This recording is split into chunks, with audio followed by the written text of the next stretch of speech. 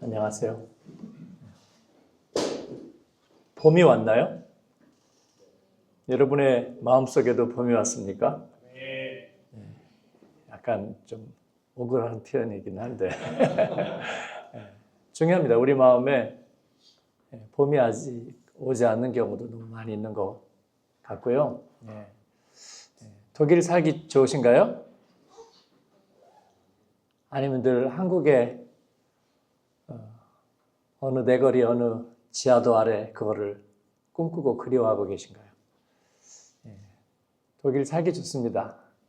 산책하기도 좋고요. 강변도 좋고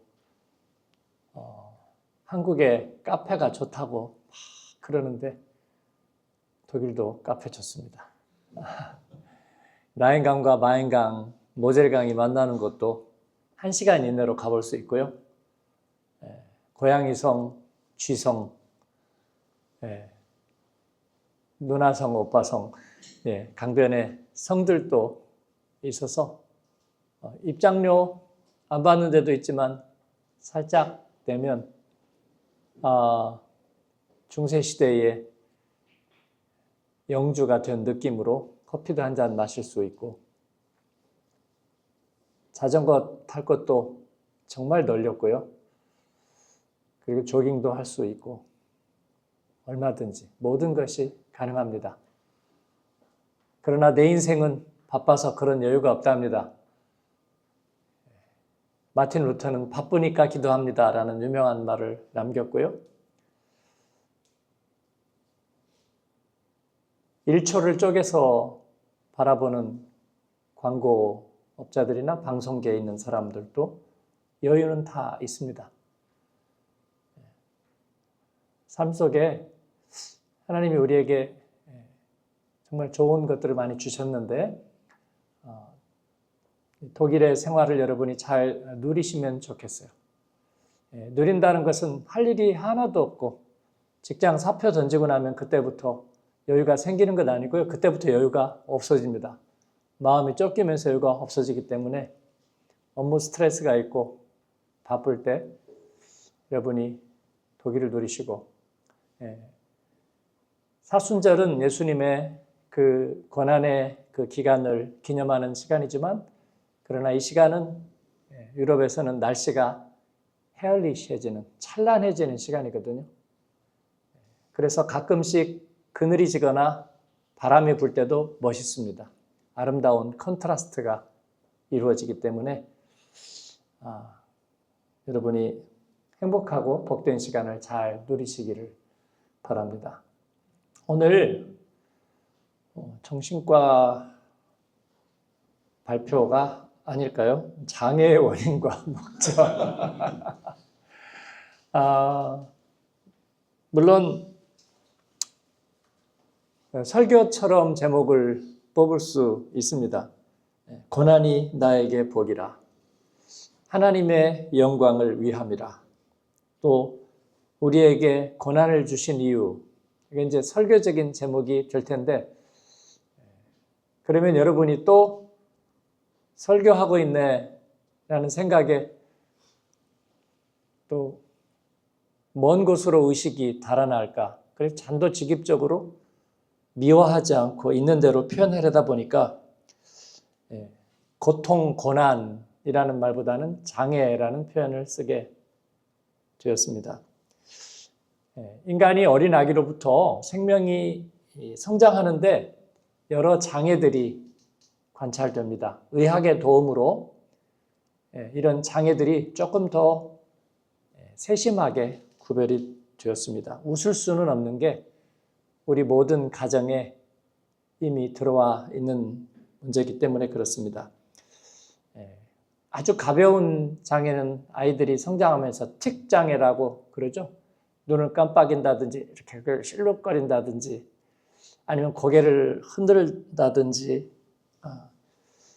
그런데 이게 무슨 독일로 이사를 왔더니 얘가 마음이 정서가 불안해졌다. 의사들은 신경발달장애라고 그렇게 얘기하죠. 물론 고쳐지고 또 완치될 겁니다. 아이들이 덜어는 요즘 참 드문데요. 말을 더듬는 유창성 장애라고 얘기하죠.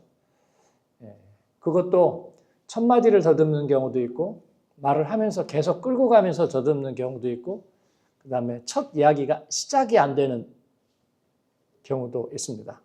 물론 세 가지가 다 같이 동반되기도 하지만 이것도 역시 신경 발달 장애라고 얘기할 수 있고요. 한국 남자 아이들에게는 어릴 때 거의 다 공통적으로 드러나는 증상이 ADHD입니다. 그래서 이건 주의력 결핍이거나 아니면 과민 반응, 과잉 행동이거나 어떤 충동성의 특징을 보이는데, 제 아들도 초등학교 1학년 들어갔을 때 선생님 첫 번 만나러 갔을 때 한 얘기가 당신 아들 짜펠필립이라고 얘기하는 거예요. 짜플리시하다, 이렇게 정서불안 막 이렇게 한다는 거였거든요. 되게 부모들이 당혹스럽죠. 우리가 볼 때 전혀 그렇지 않은데, 전혀 그렇죠. 그러나 부모가 보기에는 그렇지 않은데, 선생님에게 이런 얘기를 들을 때는 학교를 옮겨야 되나? 선생님을 바꿔야 되나? 편견이 있나? 인종차별이 있나? 여러 가지 생각을 하게 되는 거죠. 그런데 이런 ADHD는 버릇이 없거나 아니면 집중을 못하는 성격 때문은 아닙니다. 이것도 일종의 신경 발달 장애 같은 거죠. 근데 스마트폰 하더니 저렇게 됐다고 생각하는 부분은 정말 딱합니다. 전혀 그렇지 않거든요. 성장하면은 이제 조금 더 장애는 내면화되고, 그래서 공황장애 같은, 저희도 청소년들 자라는 걸 보면서 공황장애를, 연예인들만, 정치가들만 공황장애를 겪는 건 아닙니다. 아마 여러분도 이 중에 상당수는 경험을 했거나 잠재적인 원인이 있다고 생각됩니다. 저도 역시 호흡곤란을 겪으면서 검사를 해봐도 이유가 나오지 않아서 약간 공황장애 의심을 한 적이 있습니다. 거식증으로 알려진 섭생장애도 우리 교회도 여러 명이 있었습니다. 정말 가슴 아프고 상당히 심각합니다. 이 거식증에 빠진 소녀들 한 20% 정도의 치사율에 이릅니다. 못 먹어서 죽는 거죠. 못 먹어서 죽기도 하고 자해하고 결국은 극단적 선택을 해서 죽는 건데, 그게 치사율이 20%에 이른다는 이야기를 제 병원에 가서 들었습니다. 그러나 이런 부분들은 치료될 수 있다는 희망을 가지고 있는데, 치료되기 어려운 장애들이 있습니다. 지적 발달 장애로 가면 정말 가슴 아픈 많은 사례들이 경험이 되는 거죠. 태어날 때부터 다운 증후군, 평생을 겪어야 될 거고요. 프레더 윌리 증후군, 그리고 이제 자폐 스펙트럼으로 넘어가면 아마도 난치성 이런 장애들이 관찰이 되는 거죠. 약물이든 요법이든 치료가 가능한 장애가 있고 완치가 불가능하고 평생 가는 장애들이 있습니다. 저희 교회도 그런 평생 가는 장애를 가진 다운 증후군, 또 지적 발달 장애를 가지고 있는 자녀, 청소년들도 청년이 있습니다. 그들에게는 뭐가 문제가 될까요? 어떻게든 돌보고 어떻게든 환경을 맞추어줘야 될 필요가 있습니다. 그들에게 적합한 세계를 다시 환경을 만들어줘야 되는, 태어날 때부터의 그런 장애를 가지고 있는 이들은 그들의 잘못이 아닙니다. 잘못이 아니라면 그렇지 않은 이들과 누가 더 정상인가의 생각을 해야 되는 것이고, 그래서 우리가 함께 입어든 일에 공동의 책임을 가지고 있는 겁니다. 예수님은 이 문제에 정면으로 맞서신 분입니다. 정면으로. 오늘 읽은 요한복음 9장은 날 때부터 눈이 먼 사람, 이 사람이 한 얘기가 그 유명한 Amazing Grace, I was blind but now I see, 그 얘기를 한 사람입니다. 이 이야기를 통해서 수많은 사람들이 예수님을 만났고 생애가 변화됐습니다. 영국에서 노예제도가 폐지된 것도 역시 존 뉴턴이라는 노예선 선장이 이 말씀과 만나면서 I was blind but now I see, 나는 장님이었지만 그러나 눈을 뜨게 되었습니다. 예수님을 만나고, 그리고 그가 상원이었던 윌리엄 밀버퍼스에게 영향을 미치고, 그리고 그가 40년을 싸워서 노예제를 해방시킬 수 있었던 거죠. 예수님은 날 때부터 소경되었던 사람과 마주쳤습니다. 그 주변에 있던 사람들은 날 때부터 눈이 멀었다는 것은 뭔가 유전된 운명이라는 게 있는 거잖아요. 그래서 그 운명이 누구 때문이냐, 즉 그걸 죄라고 표현했습니다. 그 죄가 누구 때문이냐, 자기 죄냐, 부모 죄냐, 아니면 누구 조상 죄냐라고 물어봤습니다. 예수님은 누구의 죄도 아니라 하나님의 하시는 일을 나타내고자 함이라 그랬습니다. 옛날 번역에 보면 하나님의 영광을 드러내고자 함이라 그렇게 얘기하셨습니다. 그리고 예수님은 이 장애와 맞서고 치유하셨습니다. 소경의 눈을 뜨게 해 주셨습니다. 저는 예수님이 이 소경의 눈을 그때 당시에 물리적으로 뜨게 해 줬다고 믿습니다. 이 믿음이 없다면 저는 가상적인 믿음을 갖고 있는 것이고, 성경과 예수님은 저에게 도움이 1도 안 될 겁니다. 제 아내가 저를 위해서 누구에게 돈 빌린 것을, 우린 돈 빌리지 않지만 만약에 돈을 빌렸는데 갚았다고 제 아내가 말하는데 그 말이 나에게는 좋아, 실제로 갚았든지 안 갚았든지는 중요하지 않아 라고 얘기한다면 제 아내는 제 아내가 아닐 겁니다. 그러나 아마 다른 관계일 거예요. 그러니까 제 아내가 내가 돈을 갚았어 라고 하면 저는 실제로 갚았다고 믿습니다. 갚은 게 중요한 게 아니고 그렇게 말을 한다는 게 좋은 거야. 그게 막걸리예요, 말이에요? 그죠? 예. 그래서 저는 예수님이 소경을 고쳤다는 것을 고쳤다고 믿습니다. 그러나 우리 눈앞에 있는 소경을 우리가 다 고칠 수 없다는 것도 분명하고요. 그런데 예수님이 그 소경을 눈을 뜨게 했는데 소경이 그 사람만 있었던 게 아니잖아요. 예수님이 쫓아다니면서 모든 소경을 다 눈을 뜨게 하지는 않았습니다. 그렇다면 이 사건에 의미가 있다는 것이죠. 먼저 예수님은 이 장애를 바라보는 시각을 바꾸셨습니다. 죄와 운명이라는 이 장애의 원인에 대해서 누구나 다 그렇게 생각할 수 있었습니다. 삼신 할머니가 정해놓은 거라고, 운명이 그렇게 정해놓은 거라고.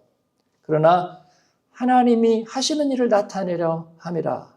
즉 그들이 장애를 가지고 있는 것은 하나님 원망하고 세상 원망하고 환경 원망하고 부모 원망하고 자기를 저주하는, 정죄되고 비난받고 원망하기 위한 대상이 아니라 치유되고 돌보고 함께하기 위한, 사랑을 하고 사랑을 받기 위한 대상이라, 그렇게 시각을 바꾸어 주신 것입니다. 또 한 가지, 예수님이 소경을 치유했다는 것은 생명을 가진 인생의 질병이란 치유되기 위한 거라는 생각을 확실히 주셨습니다. 의사들도 틈만 나면 안 된다고 말하는 분이 있어요. 6개월, 1년 받아들이세요라는 사람이 있고, 의사들 중에서도 질병은 치유됩니다. 네. 우리는 최선을 다하고 있는데 분명히 될 것입니다 라고 말하는 의사가 있습니다. 두 번째 의사는 심리치료자가 아니고요, 질병에 대한 다른 태도를 갖고 있는 것입니다. 제가 직장인 예배에서 이 이야기를 하는 이유는 우리 모두에게 장애가 분명히 있기 때문이고, 그리고 우리는 질병과 마주하고 있기 때문에 그렇습니다. 우리의 가정이 그렇고 우리의 자녀가 그렇고 우리의 사회와 세상이 그렇습니다. 치유는 항상, 육신의 생명은 기한과 사이클이 있는 거죠. 그리고 그 안에 질병도 주어져 있지만, 그러나 유한한 인생이지만 질병은 치유되도록 되었습니다. 많은 사람들이 아프고 무슨 부인과 암이 발병이 되었다, 뭐 이런저런 암이 있고 이런저런 장애가 있다고 얘기하는데 우리가 생각에 그러면 부고장이 곧 날아들겠구나 하지만 생각보다 부고장이 날아들지 않습니다. 왜냐하면 대부분 다 치유되기 때문입니다. 그래서 질병에 대한 선고만 들으면 다들 두려워하고 힘들어하는데 그러나 그보다 더 좋은 소식은 질병들은 치유되기 위해서 있다는 것입니다. 여러분 그렇게 생각하고 계시나요? 안 그러신 분들이 많아요. 내가 병이 걸리면 다 낫기를 원하지만 질병은 치유되는 법이라는 생각을 하는 사람은 많지 않습니다. 예수님은 우리에게 그 사실을 분명히 해 주셨습니다. 그리고 치유는 소망과 기쁨과 새로운 각오와 그리고 내가 그 받은 혜택과 은혜에 대하여 되갚아 주겠다는 헌신을 낳습니다. 달리 말하면 질병과 치유가 없다면 인류는 참된 가치를 잃어버리게 될 것입니다. 우리 교회에는 장애를 가진 자녀들을 위한 예배 한마음부가 있습니다.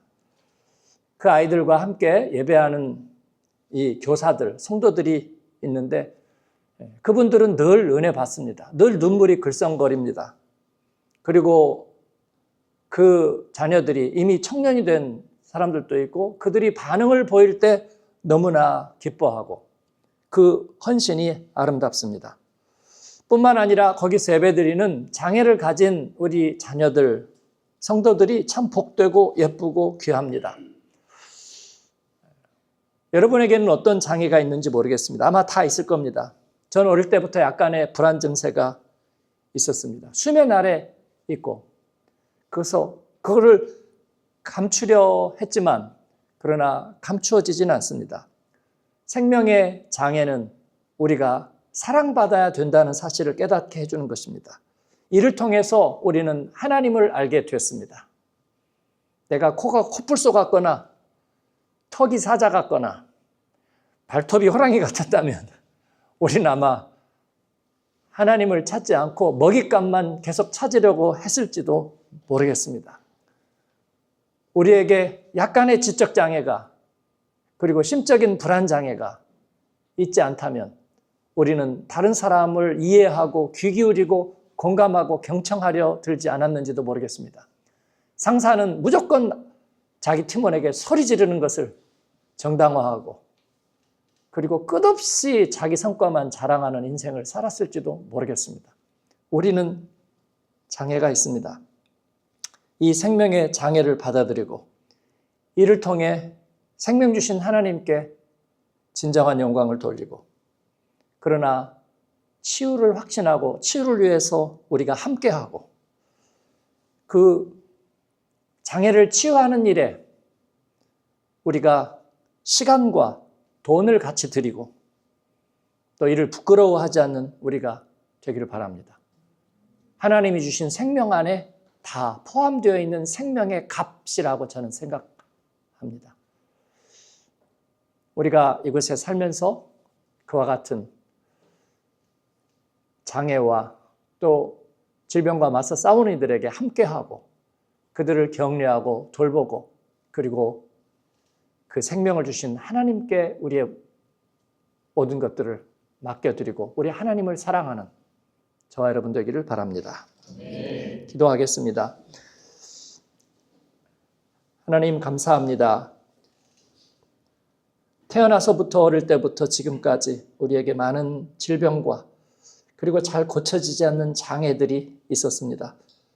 그러나 그것이 다 나쁜 일을 하지는 않았습니다. 그 때문에 우리들은 노력했고 또 더 이를 극복하기 위해서 많은 것들을 갖게 되었습니다. 사랑받는 법을 알게 되고 그리고 다른 연약한 이에 대해서 공감하고 귀 기울이고 이해할 수 있게 되었습니다. 하나님은 그 가운데 우리 가운데 치유의 은혜를 베푸셨습니다. 하나님 우리도 그렇게 쓰임받기를 원합니다. 하나님 일 때문에 바쁘지만 귀 기울이고 그리고 눈을 열어서 장애를 가진 이들을 보게 하시고 그들을 치유하고 또 그들에게 하나님을 전하는 우리가 되게 하여 주옵소서. 예수님 이름으로 기도합니다. 아멘. 고맙습니다.